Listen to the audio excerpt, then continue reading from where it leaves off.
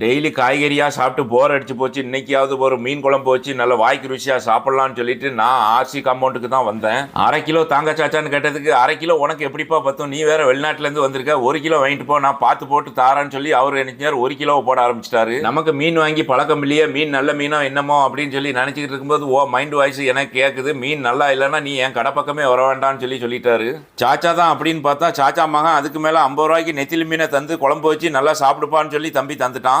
இதுக்கு மேல இருந்தா தந்துக்கிட்டே இருப்பாங்கன்னு நடை கட்ட ஆரம்பிச்சிட்டேன். வாங்கிட்டு வந்த மீனை 2 பாதியா பிரிச்சு பாதியை குழம்பு வச்சுட்டு பாதியை பொரிச்சு எடுத்தாச்சு. மீன் குழம்ப சட்டியோடி வச்சுட்டு வடகம் பொரிச்ச மீன் மாம்பழத்தோடி சாப்பிட ஆரம்பிச்சிட்டேன். குழம்பு வச்சு 1 மணி நேரம் ஆச்சு. புளிப்பெல்லாம் நல்லா இறங்கி இருக்கும். குழம்ப குளூர ஊத்திட்டு சாப்பிட ஆரம்பிப்போம்னு சொல்லி எடுத்து வாயில எடுத்து வச்சா அட்டா அட்டா அட்டா அட்டா மீன் குழம்பு அடிச்சுக்கிட குழம்பே கிடையாது. மீன் குழம்புனுடைய காரத்துக்கும் மாம்பழத்தினுடைய இனிப்புக்கும் அவ்வளவு சூப்பரா இருந்துச்சு. பொரிச்ச மீன் அல்டிமேட்டா இருந்துச்சு. மொத்தத்துல எல்லாமே தூள் டக்கர்.